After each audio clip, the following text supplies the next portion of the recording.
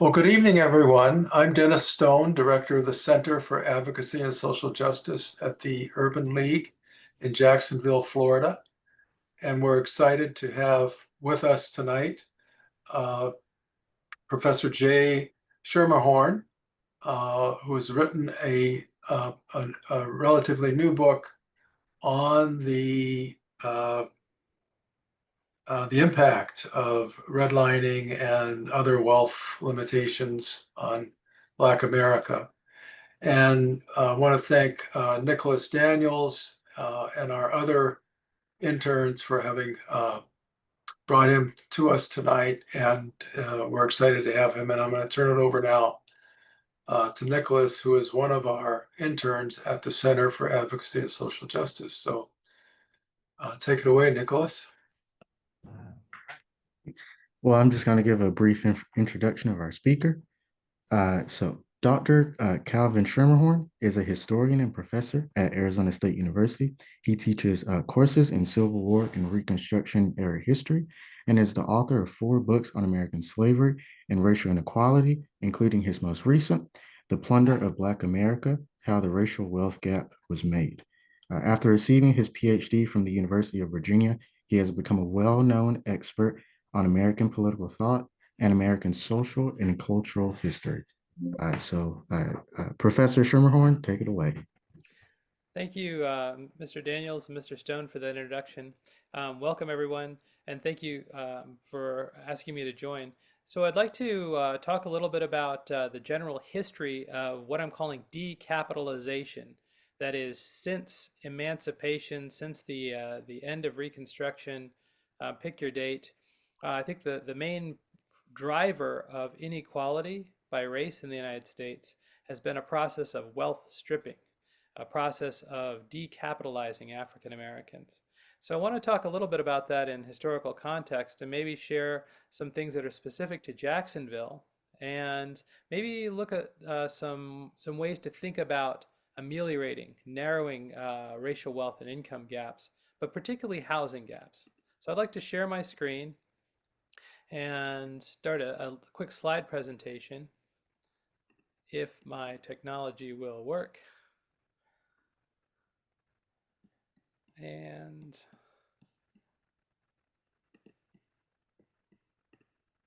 let's try. There we are. There we are. Okay. So let's see if I can start the slideshow. Thank you for being patient here. Okay. So if we think about the history of Jacksonville, this is today one of the major metros in the United States. It has long been a um, a city that has exemplified a lot of broader trends in the United States. And so the first slide I'd like to share with you is a part of a study by Princeton economist Elora de Renancourt, who has calculated the racial wealth gap, the white-black wealth gap since 1860. And you can see on this chart how right after emancipation, the gap plummeted from about 56 to 1 in 1860 down to about half that by 1870, and it kept going down and down and down into the early 20th century. Now you'd expect some convergence along the way, but that didn't happen. And it didn't happen for reasons peculiar to Jacksonville, and it didn't happen for reasons that are nationwide. Now, one of the things that helped close the gap were Black-owned financial services company, like the American Life Insurance Company. And I just named here half a dozen African American owned companies that did things like lend to homeowners. They insured the lives, the property of Black Floridians. And they did this because, just like everything else, the economy was segregated in the early 20th century. So this was just like school segregation and just like other kinds of segregation, where there was limited uplift, there was limited mobility, upward social and economic mobility. But this is very important because it shows that that black Jacksonvillians were not simply victims of Jim Crow, but there was a thriving middle class that did something about it. So one of the peculiar things, or one of the some of the surprising things about this process was that there wasn't any real racial discrimination in housing, with a huge asterisk, except for wealth, except for where you could buy into. So there were informal ways of segregating the city. But for those people who moved into Hansontown, for example, if you could get a mortgage, you can buy one of those shotgun houses, you become a homeowner. And so these companies help make that happen. So what happened in the early 20th century was the real estate profession decided that black ownership equated with low home values, whether it's black occupancy or ownership, renting. And so block by block, neighborhood by neighborhood, ward by ward in some cities in the United States, this segregation happened. And here we go into the era of the New Deal. When the federal government got into the business of backing home loans, they ratified the segregation. Now, we may have seen these redlining maps before. The Home Owners Loan Corporation, chartered in the early 1930s, actually bailed out a lot of black homeowners and it bailed out a lot of white homeowners. But when the Federal Housing Administration was founded in 1934 and the government started to back, that is, to insure home mortgage loans, what they did was create a multi-tiered system.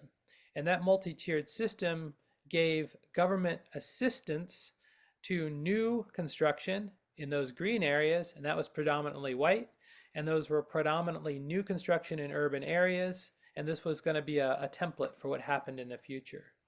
So if you want to keep in mind those areas of red, those are typically black neighborhoods, majority black neighborhoods, but they're also industrial areas. And so that's going to become important as we go into the future. So leaders like A. Philip Randolph said one of the ways, one of the steps up to mobility, social mobility, was union organization, union jobs. This worked in Jacksonville. It worked all over the country. Uncle Sam stepped in with the GI Bill of Rights, that is the Servicemen's Readjustment Act of 1944, and many, many millions of dollars went to black veterans and their families in the form of unemployment, job training, business loans, and home loans. The problem was that the local offices determined who got what. And so typically, white vets were steered to college, black vets were steered to vocational schools. Notice what's happening here. The government is subsidizing education. It's subsidizing, a step up the economic ladder, but it's doing so in a very discriminatory way that's going to have real repercussions. So if you put together what's happening with the New Deal and the GI Bill of Rights, white families got a huge boost. And so the GI Bill of Rights made the middle class, the homeowners, so the FHA and later the Veterans Administration helped make a middle class by sponsoring moving up, owning your own home, getting that education. So what we see then is a segregation that started to emerge and solidify in cities like Jacksonville that wasn't there before.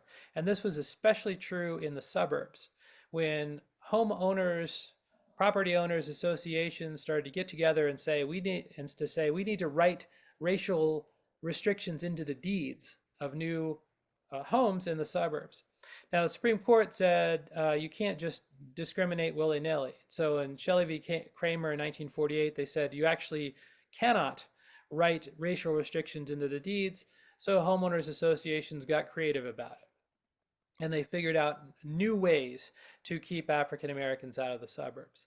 So what we have going on here is a huge government-sponsored distribution of wealth to white families all over the country. But hold on, they're not doing this for black families. They're not doing it for Latino, Mexican Americans either, but specifically not African Americans in the city of Jacksonville. So what that did was that fastened a lot of black families and households in place.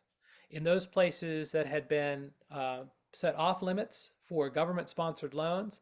That meant the cost of borrowing is higher, and racial discrimination actually uh, cornered people into neighborhoods they might wanted to have moved out of. That is, after a generation in Hansonville, maybe you want to move to a larger lot and have a bigger home. But government policies worked hand in glove with local segregation to keep that from happening. The same thing was happening with job discrimination. I don't need to tell the audience anything about the long legacy of Jim Crow in Florida as far as education and other opportunities. So here it is, the middle of the 20th century. And all of a sudden, city leaders, including those in Jacksonville, turn around and says, "Oh, we have a problem with poor African Americans in our city. What are we going to do about that?" And their solution was to destroy neighborhoods like Hansontown, to build highways through them, to rezone a lot of those neighborhoods industrial, as if there wasn't enough industrial encroachment already, and to try to improve, in quotes, these neighborhoods. So, build a junior college, build a parking garage over some of these neighborhoods. So what did this do? It tends to, now that you have black households kind of fastened in place by these borders to the suburbs, the walls around the suburbs are keeping out black households. You've got borders keeping people in places that, a generation on, you'd probably want to move out of. And so urban renewal took its toll. By the 1980s, the civil rights movement has accomplished its goals, so we think, civil and political rights. But now we start to see a new kind of decapitalization occur with the Reagan Revolution, where all of a sudden government is sponsoring the acquisition of white wealth. It's plugging the stock market. It's actually boosting white wealth in a variety of ways. And I have this photo of Donald Trump and Ronald Reagan shaking hands as kind of like the nexus of this process. And this is a complex process, but here's an indicator of what was happening in the 1970s all across the country. It was better to own real estate than a stock portfolio, right? In terms of your return on investment. In the 1980s, that wasn't true. It was a lot better to own stocks. Again, on a national scale, certain real estate markets boomed and certain stocks fell, right? But as equities became more of a wealth driver than real estate, black families fell behind. So if we think about that racial wealth gap and where it's going in the 1980s, it's actually increasing. The racial wealth gap is increasing even though it had been decreasing slowly since the 1930s. So if we go back to Jacksonville, what does that mean? It means that for generations now, the government policies have worked hand in glove with industry-wide practices and government policy in state and local government policies to exclude African Americans from those on-ramps to opportunity. And if they haven't been excluded, there's a process that scholars like Keeanga-Yamahtta Taylor called predatory inclusion. That is to say, yes, you can buy the house, but the interest rates are going to be higher. Yes, you can go to college, but the tuition is proportionally higher and the loans are more expensive because you're paying a higher interest rate. Walk into a bank with $100,000 to deposit and they'll fall over one another to give you free checking and all the perks of that. If you don't have the money, you have to pay a higher rate on that. Another process among many, black-owned properties tend to be overtaxed and undervalued at the same time. So you're hit twice. You're hit twice with a tax bill, and then you're hit with the undervaluing of property that in white hands would be worth more according to the appraisers. So you have what I call a set of interlocking obstacles to growing wealth, to building wealth, in terms of housing, and housing and jobs and education are closely related. So here's a more recent superimposition of that old redlining map on the present day zip codes, or the 2016 zip codes and the boundaries. And here, those familiar with Jacksonville are going to recognize areas of you know, socioeconomic difference and difficulties associated with that. And so if we look closely at that 1930s map, the redlining map, and then we look at the present day socioeconomic status, there's a lot of similarities there. And so the what a lot of people think of as just, oh, these are poor neighborhoods, or these are disadvantaged people, or these people don't know how to take care of themselves. This is not just not true. This is a product of generations of policies that have resulted in interlocking disadvantages. And it's not simply the socioeconomic status. Of course, this is Duval County as a whole. You can see the socioeconomic status going from red or lower income to blue and dark blue, the higher income, and you can see how that corresponds with the demographics of this county. Here's another version of this map. This is median household income, and the darker blues are the darker greens are the lower income, and you can see where how that historic areas of impoverishment or denial of loans, denial of opportunity show up today. And here's another version of that, percent of population below the poverty level. And life expectancy. So health is a significant correlation. Health outcomes have a significant correlation with this historic disadvantage. And so this is quite a dramatic map if you think about it. You're looking at almost 10 years in life expectancy. And if you think about, well, if Social Security is an equalizer, well, if you don't live those extra 10 years, you're not going to get that extra wealth, right? You're not going to get that extra income, which safeguards the wealth. So you're not going to enjoy the quality of life that you should. If you're working till 71, and you think about what's retirement, well, you can fill in the blanks here. And in this very short and perhaps overly quick march through time, I've overlooked a few things as well, which is that wealth doesn't just make it so that you can go on that vacation. Wealth also means that you don't have to worry about your children's future. That is, everyone worries about their children's future, but wealth in one generation passed to the next often means that it's not just inheritance at the end of life, which is becoming less and less prevalent. It's those checks from mother to daughter to make ends meet. It's that emergency family loan to get that car. But what's happened in African American households is that the present generation, the earning generation, instead of getting that inheritance from the previous generation, supports that previous generation, which also is an impediment to wealth building. And so these things reinforce one another. So if we go back to the map I started with, what we see from 1980 until today, from that Reagan Revolution on 45 years later, is a fairly flat line, a fairly stubborn and fairly wide racial wealth gap. The last time the Federal Reserve measured this in its 2022 Survey of Consumer Finances, African American households owned about 16 cents on the dollar compared to white households. That's about the typical wealth. And so we can say, all right, how do we visualize that? Here's one chart, one recent chart from Florida, and I don't know the data, the data that these statistics depend on, but you can see there is a significant gap between white and black income, household income. Asian household incomes higher than white, but if you look at those groups that that Nielsberg has surveyed, or the data that they've crunched, you can see that dramatic dramatic wealth or income gap in Florida.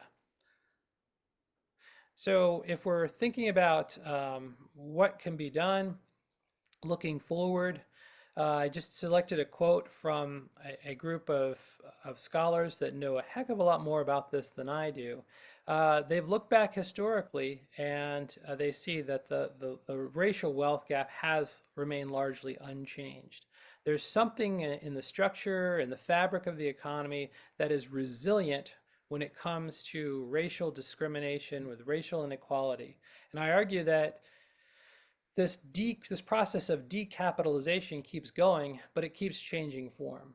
So, since 1968, outright housing discrimination based on race has been illegal, but banks still tend to charge black borrowers much higher interest rates. Private companies, as Mr. Stone and I had talked about briefly before the presentation, banks are still redlining uh, black customers, and they're doing it as a matter of company policy rather than as an expression of federal policy.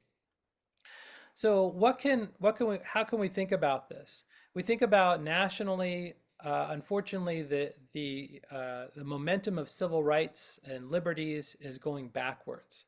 If we want to, we're hearkening back to an age before the Civil Rights Act. The Supreme Court, the current administration, and those who support it have been rolling back civil rights boldly and with near impunity uh, for at least a dozen years. On the state level, I'll leave that to your own judgment as to how the state of Florida is doing with civil rights and also with closing or narrowing racial wealth and income disparities. Okay. Now, the city of Jacksonville can do some things that the state of Florida and the federal government can't or won't do. And this is where there is some hope because cities are on the front lines of these issues, and cities can actually do something to ameliorate, maybe kind of make things better around the edges. They can't really attack those structural constraints. That would take something a little bit bigger. But state, city authorities can help enforce fair housing laws. Uh, if if you perceive discrimination, report it, right? So call your city representatives, the mayor's office. The cities are more responsive than states. They're much more responsive than the federal government. Another thing that cities can do is monitor, investigate incidents of discrimination. And yes, maybe the state will get involved in that too, but that would be the contact point. Cities can also increase the supply and affordability of homes. They can do this through zoning. So what does that mean? Zoning, the mention of it is sleep inducing for many people.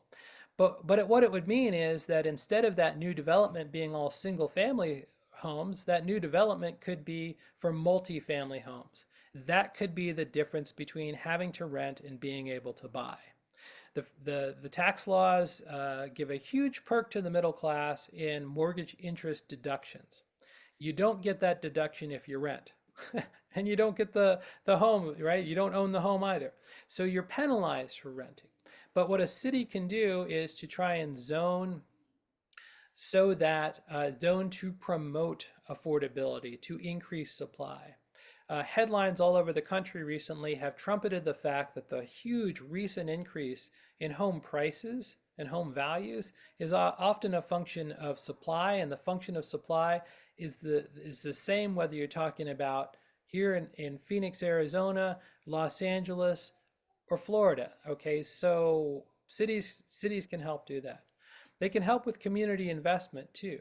That is, invest in the infrastructure. Invest in the infrastructure around uh, uh, historically disadvantaged communities.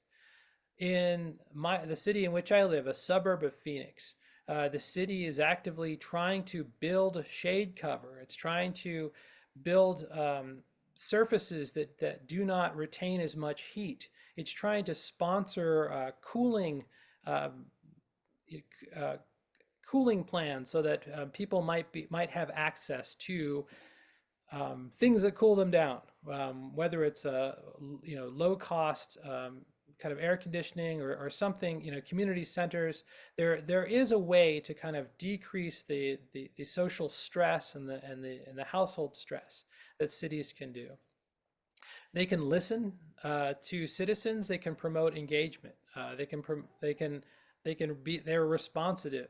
They're more responsive than states to pushes for equity and inclusion. One thing I want to mention before uh, taking questions is there is another historic problem that's associated with housing, and that's heirs property. Florida, like many other states, has passed heirs property reforms, but navigating the law of heirs property is still very difficult. And there are plenty of predatory would-be landowners and property owners out there and financial institutions who are ready to take advantage of anyone who doesn't know how to navigate this law. So the Local Initiative Support Corporation of Jacksonville, which I believe has partnered with Three Rivers Legal Services, may be a point of contact for anyone interested in exploring how to deal with heirs property, how to partition, how to make sure that the property is not simply sold for the benefit of developers, which is the story all over the United States. And then one final note, and sorry for the little um, typo here, but a lot of this information comes from reports like Ladders of Opportunity, which talks about ways to think about combating historic discrimination and racism in the economy.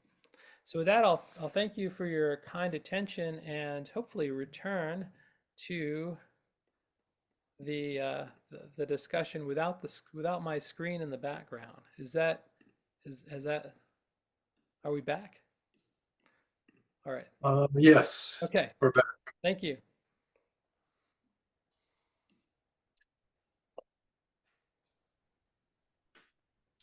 So I'll just start with this one question. You mentioned that individual citizens can, of course, lobby their government, and that citizens have a lot of functions. They can invest in functions that can promote, fair housing. They can invest in infrastructure and increase the supply. But is there something that individual or collective communities can come together and do to create some economic incentives for banks to grant better loans and for real estate firms to, uh, you know, uh, get more houses to Black buyers? Yes, that's the billion-dollar question, right? How to do that. In some communities, it's by recruiting builders who are sensitive to this, builders who see as their target demo people who have been traditionally excluded. The builders who will be able to, and developers who will be able to say, look, I'm not out just to make a buck. I'm out to make the city better. And often those are community-based developers. And then it also means contacting financial institutions that at least profess to be interested in community development. So a lot of the big banks do not have any skin in the game when it comes to local cities. They may be headquartered in a distant city. They don't care what happens in Jacksonville. So are there lenders? Are there community lenders? A it's a little bit of research turned up First Legacy Community Credit Union. So that might be instead of saying, well, Wells Fargo, or sorry, whoever, Bank of America, Ameris Financial, are you interested in this? Talk to those local lenders. Now, this is a squishy answer because it also depends very much on the particular part of a city. The hook in Phoenix for this kind of development was, let's revitalize a place that has been cut through and demolished by urban renewal, and the only thing is left is a few very prominent and very large Black Baptist churches. And so those churches have become hubs of community organizing, where now the city recognizing the political value of keeping those 2,000 member congregations on board, right, still voting for the people in office, means responding, means saying, okay, we will set aside this area as green space. We will invest in revitalizing this area Whereas had those churches not been so active in politics, those those resources might have gone to some other more wealthy, whiter area. So it's about kind of organizing, having a specific goal in mind, and then cutting through the NIMBYism. That's a kind of a jargony term for not in my backyardism, which often stops community, stops these kind of developments. So you might have, you know, a you, it's always the people at the town hall that are loudest in the negative who seem to get the most attention. But if you can cut through some of the forces that try to stop, say, multifamily homes from being built, that can often mean the difference between renting and owning, or these kind of affordable housing projects. So sorry to ramble on a little bit, but the squishiness of the answer suggests that this is a very difficult question, but there are these strategies that work, but they do take time and they do take tenacity.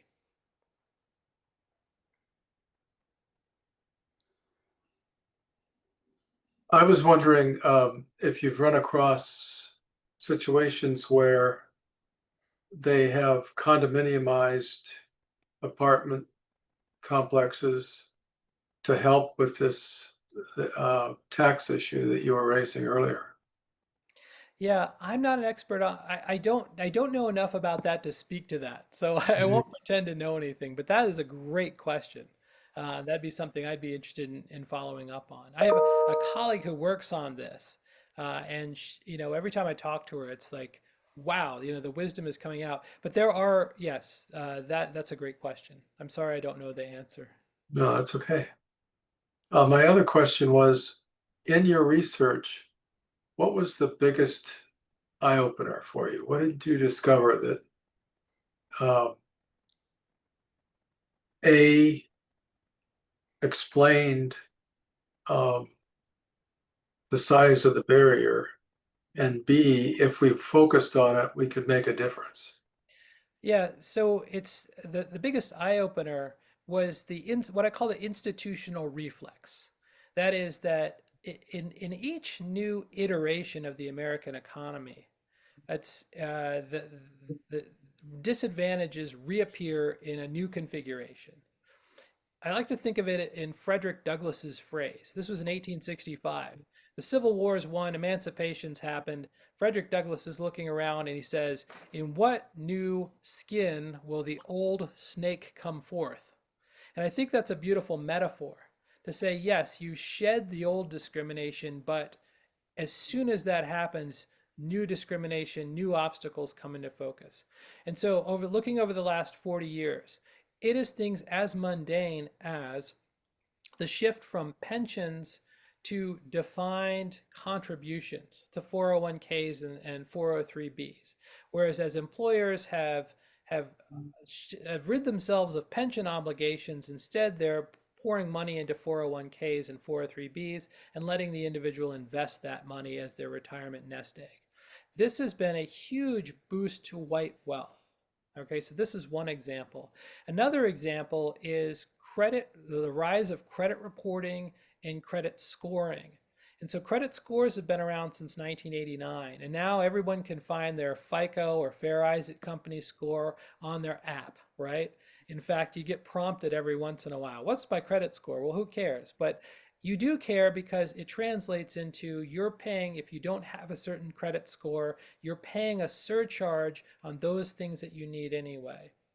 And so as we get more in kind of the world of credit scoring and credit reporting, what does this do?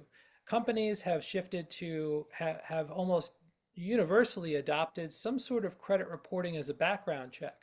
So I can't get a job with good credit, but I can be prevented from getting a job if I don't have good credit. If we look down into the rabbit hole of credit reporting, we can also understand that about 80% of my credit score has nothing to do with my own behavior, whether I've repaid my loans or been good about making ends meet. A lot of it is the effects of what happened a generation or two before. So this means that uh, the credit data that gets loaded into processing algorithms that gets manipulated by processing algorithms reproduces a history of racial discrimination. So if we think, if we see the raw sort of data that take a certain demographic, young um, Black Americans, age 34, 25 to 34, have a dizzyingly low average credit score. This has very little, I would argue, has very little to do with their actual consumer behavior and their responsibility towards repayment and the rest of it. It has a lot to do with a legacy of discrimination and an adverse wealth transfer. Okay, so that's maybe a bit jargony, but that's the eye-opening thing. So each time we go forward, each time we say, well, the old, the old housing discrimination is gone, the old job discrimination is gone, the old education discrimination is gone. Look at any optics of any college or university, and it's diversity, diversity, diversity, right? But behind that, Black and Latino families have to pay much more for a college education and with higher interest rates. And so that's the unseen part of this. And as we get as AI develops more and it's trained on racist data, then you can be sure that these kinds of patterns will repeat and amplify in the next generation if we don't do something about it. So that's the eye-opening part of this history. Very good point. Nicholas, other questions? Well, I just wanted to follow up with the credit reporting. You mentioned some of the flaws in credit reporting. Of course, that the system isn't necessarily, um, the most equitable or fair for everyone when it comes to credit reporting and credit scoring. It's based on a lot of factors outside of that consumer behavior. But have you found any, I guess, better quantitative metrics when it comes to, deciding who to give a loan to, who to hire or anything like that? Yeah, so there's so I did a little bit of research on this subject in the UK, in Great Britain, and there's actually a mechanism where you can go back and challenge parts of the credit report and say, look, this is if I think you're giving me an artificially low credit score because of a history of racial discrimination. And this would then transfer the burden not onto the person reporting it, but onto the agency to make sure that they're not doing it, right? And so this would be that would be revolutionary over here, but it would be a step in the right direction, right? Because the if you it's we naturalize something like a credit report because it seems objective, right? Because all the data are right there, and everybody's subject to the same standards. How many accounts do you have? How often do you pay? How much do you owe? Right? And these sorts of things. But beneath that data, things like a credit history can throw people off. Can cost you thousands of dollars a year. Uh, Advice for wealthy people consists of things like, oh, as soon as your kid turns 12 or 13, make them a co-signer on a credit card where you pay the balance every month. They won't take the social security number. They can't do that until they're 18. But when they do, and that kid has a 8-year perfect credit history, when they turn 18, then they get this high credit score right off the bat. Or if they, if you have to borrow money to make ends meet versus tapping, Uncle Doug and asking him for that $1,000, that translates into a credit report. That's not fair. That has nothing to do with your own credit worthiness, right? But it has everything to do with this history of racial discrimination. This could be very easily turned into a seminar on algorithmic discrimination or digital discrimination. One thing that would be important also for Floridians are things like environmental factors. And kind of, I wanted to show a slide of social vulnerability that correlated with heat and that the stressors on people. from heat, and also the likelihood of flooding. There's many maps that show the likelihood of flooding too. And so this also has ramifications when we think of the insurance market. And so, there's, if we think about the realities of climate change, realities of what to expect in the next 5 or 10 years, and then how that figures into what we're talking about, um, this is a huge deal as metros like Jacksonville and Atlanta and Houston and Dallas attract more and more black reverse migrants from Rust Belt areas and also just become, more densely populated. So this is also an area where we'd have to think, all right, how do we look over the horizon and try and plan for the eventualities that seem more and more certain.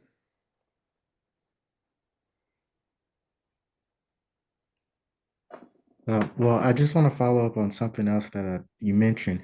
You talk about algorithms, and you mentioned AI. And specifically in Florida, the University of Florida, I know that they are, allowing AI to, they're integrating some of that into their education, along with a lot of other universities. A lot of businesses, a lot of companies are doing that. So I know you mentioned some of the flaws with AI, but could you expand on that? Some of the, bias training that comes with that, and some of the other caveats to that? Yeah, and first I want to mention I'm not an expert in this area, but I do have some observations as a historian, and that is that when AI is trained on a huge amount of data, and that data isn't that the the architects aren't really analyzing it well, you get a lot of really bad stuff put in with the good stuff that we rely on in AI. And so if we train AI on racist data, there's not a racist circuit in the server or whatever you want to say that or the metaphor. But we have to be very careful that that what we're training AI on and the patterns that are encoded in that don't reproduce these old ways of this old discrimination and racism. There was an analogy, and I think this is a helpful one. It was a helpful one for me as someone who's not a data expert, is to look at legal precedent and how many landmark cases and how many cases that operate in US law today include precedents of cases that involved slavery, right? That involved some of the most some of the things that we think have disappeared, right? And so if we think about the way that the legal system as a series of precedents and jurisprudence has evolved, uh, we can see that if you strip away a lot of what we think of as forward thinking, as fair jurisprudence, a lot of it still relies on the kind of thinking that sustained slavery, that sustained enslavement. And so if we think about the provenance of the data that train AI, we should be wary of the same things. So again, a little bit of a squishy answer, but you kind of get the idea. So it takes more than just now, if you could train AI to kind of filter out those things, that's good. And good AI does that. Um, AI is very bad at making moral decisions. Good. That's not a computer function. That's a human function. So, you know, responsible AI programmers do this, but there is so much discriminatory data and discriminatory practices out there that it's hard to do, and especially if you take something like a credit report or a a credit score, and it seems that, oh, well, if this demographic is getting this score in Jacksonville and Atlanta and Dallas and Los Angeles, then there must be something about the behavior of this group of people that merits that. Whereas I'm saying, and I think that the experts might agree that we have to look beyond that. We can't simply naturalize this and say, well, this is inevitable, any more than we could, go back 100 years in jurisprudence and all those Jim Crow laws and just simply say, well, that's the way it is. Deal with it or work within the system. But I think we're moving to a pretty high degree of abstraction when we do this, right? A great question.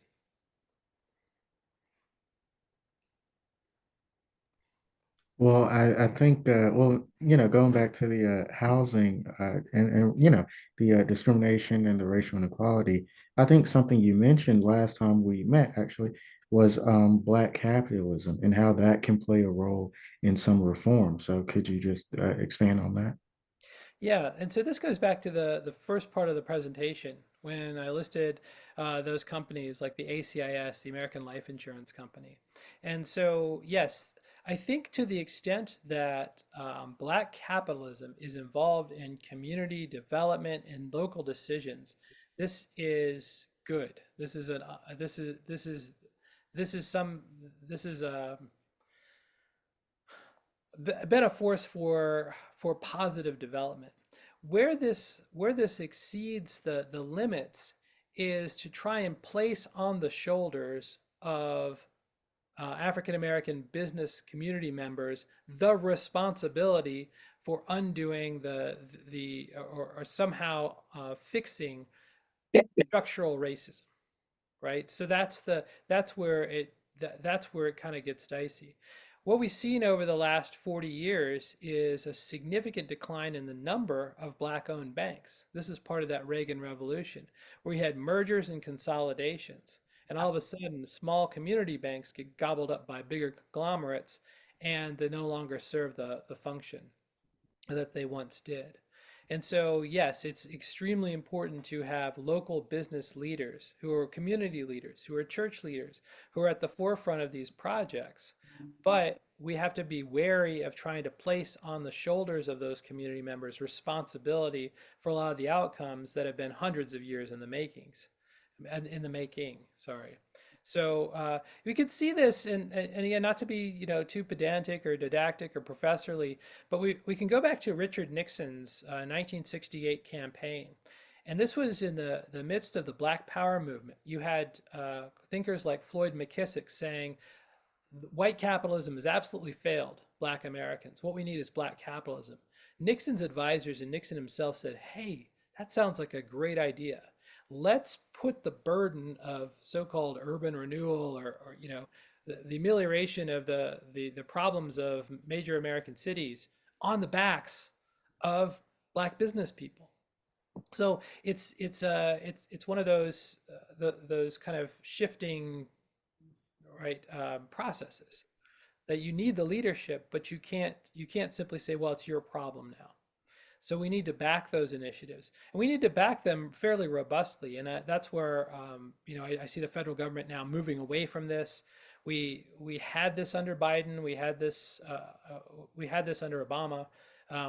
We're seeing a rapid 180 in this current administration. So this is the discouraging part of it.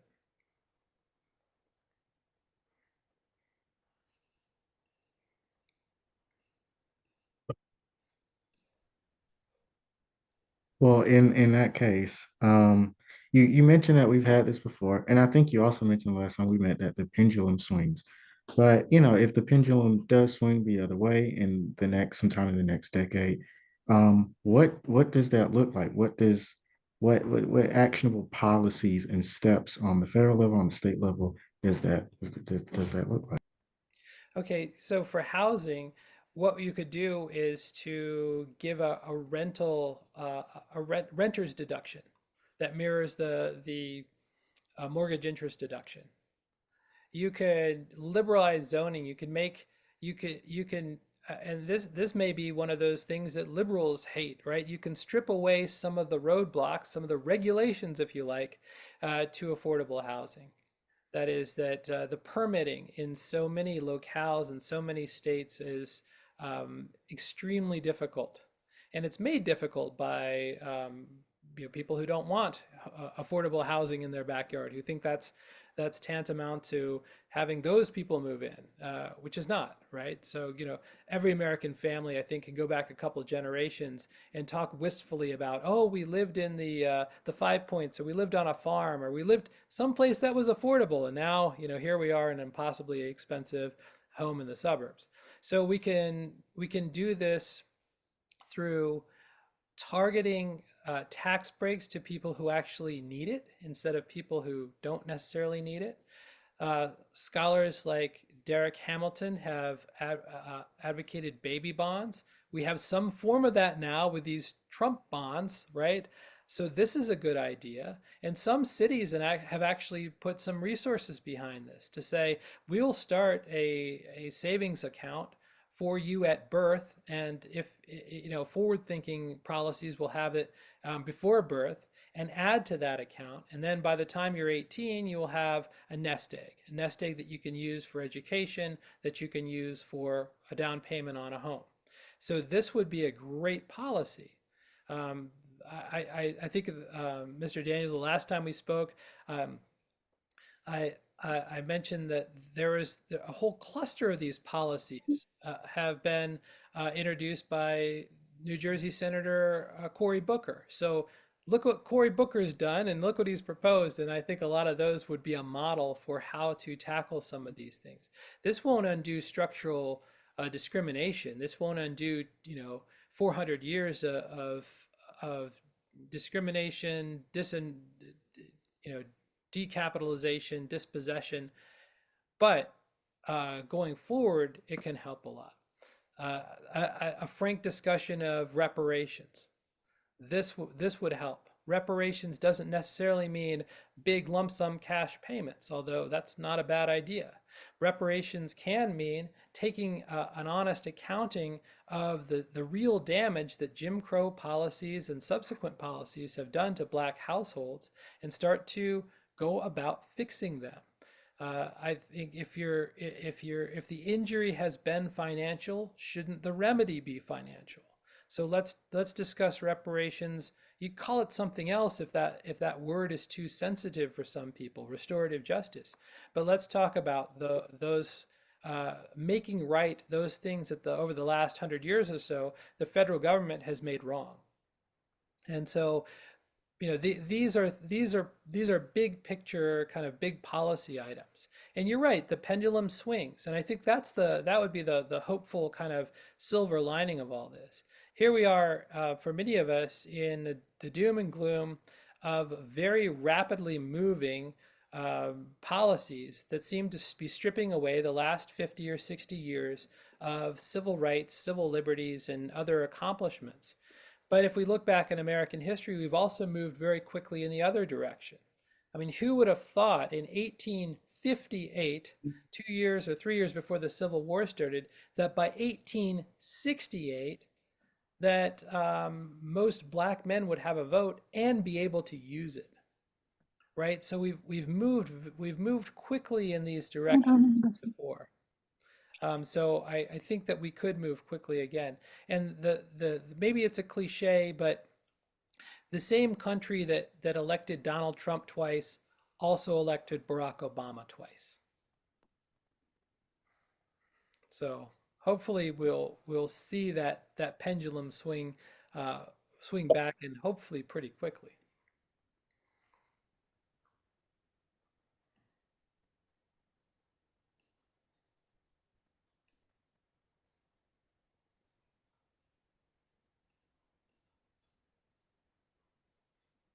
Jerry McMillan,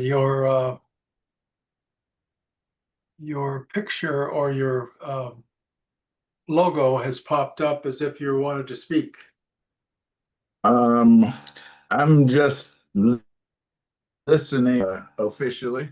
Um, you know, I'm certainly not without opinions and commentary on all of the items discussed, as you well know.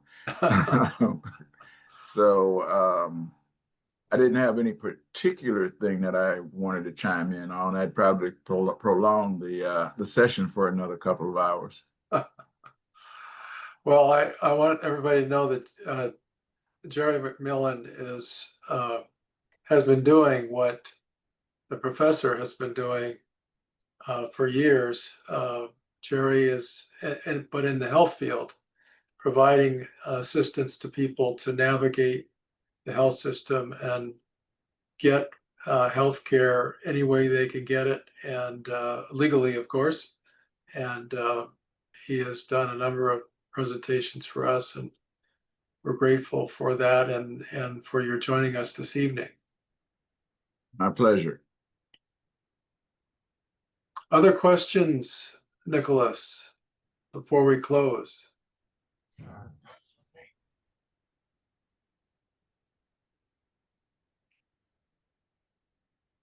Over time, how does gerrymandering impact?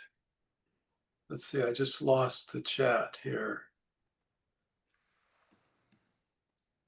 While you're looking for that, I'll pose one question Okay. to Dr. Shermanhorn. I guess I messed it up.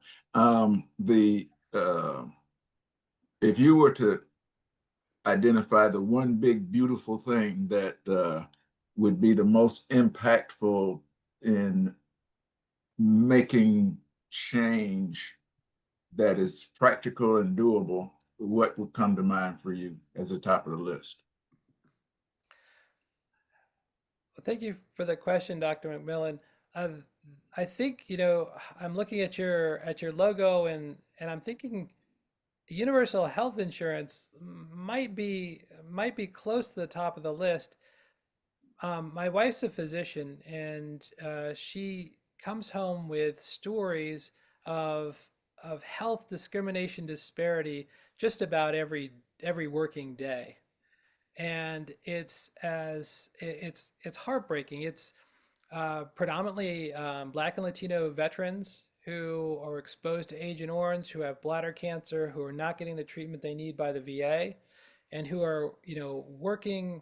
Now, most of those folks are in an older age cohort, but she sees a lot of younger people who have, if they were kind of, and I don't mean to be stereotypical here, I'm going to put this stereotype on myself. If they were me walking in as a middle-aged white man complaining about something, the medical staff would be hopping over one another to help. But she sees a lot of undiagnosed illnesses that should be diagnosed, that would be caught with a routine screening. And a lot of this happens because there's this medical racism, but also because of a lack of resources, because of a lack of insurance, because of organizations like the VA that are overburdened, that have in some cases perverse incentives that don't treat the patients well. And so I think you can't overstate the necessity of good health when navigating all the rest of these things. So Yeah. that would be pretty near the top of the list, is to, Okay. yeah. And I would recommend anyone who has not seen it to get the book, seminal book, Medical Apartheid. It's over 300 pages, small print. So I recommend the audiobook version. Oh, you have it right there. Okay. Sorry, I hope I could. Yes, it's Harriet A. Washington, classic book. It's as relevant today. It's extremely relevant. It's sorry, I was using it to hold up my laptop, but yes, I agree wholeheartedly with Dr. McMillan.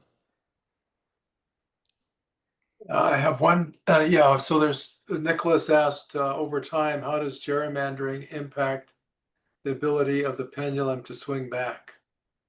Yeah, this is a great question, and unfortunately, this makes it much harder because once we've ossified those districts and gerrymandered them, there's very little incentive for anybody on the right to move to the center, anyone on the left to move to the center. There's less and less opportunity for agreement and consensus, because if you're in a gerrymandered district, your natural inclination is you have no right flank, right? If somebody is gonna wants to steal your seat, they have to sound more brutal than you. So that is worrying. What's also worrying, I think, in this current, and I'm just kind of pulling from the headlines here, in our our current environment is that the United States Supreme Court has essentially said we can't get into the business of being scorekeeper of democracy anymore. That is, we can't oversee this process. We can't, we're not going to intervene. And so I don't know the way out of that political cul-de-sac, because it seems to feed on itself. And gerrymandering is very old. I mean, it goes back to at least to the 1780s or 90s, because the namesake is Elbridge Gerry, and I believe it was a Massachusetts district. And someone said that the districts that the Federalists created to keep themselves in power, they said it looks like a salamander across the map, and someone said, no, that's Elbridge Gerry. That's a gerrymander, right? So it's been with us since the founding, but in the more fair times, in the more democratic times of our democratic history, we've worked to outlaw them.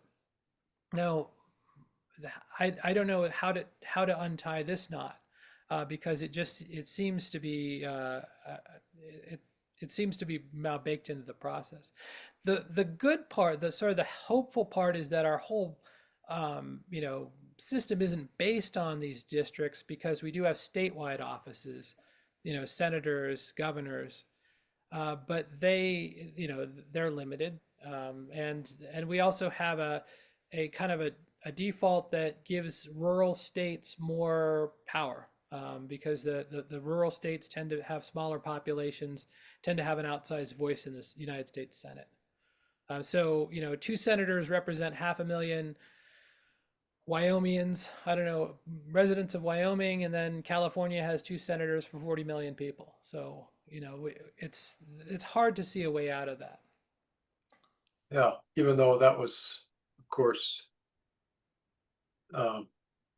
intended by the founders to try that balance, but certainly has its impact today. Yes. Yeah. Well, Nicholas, do you want to close this out before I give my final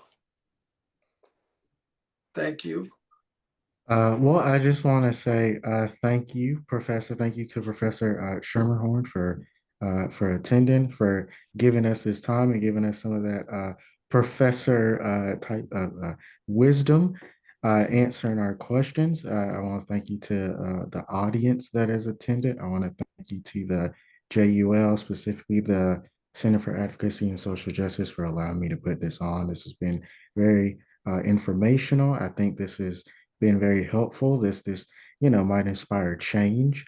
And so those are my final thoughts, to just thank everyone involved. All right. Well, thank you, Nicholas. And on behalf of the Jacksonville Urban League and the Center for Advocacy and Social Justice, Professor, thank you for being with us this evening and sharing your wisdom. Been a pleasure. Thank you.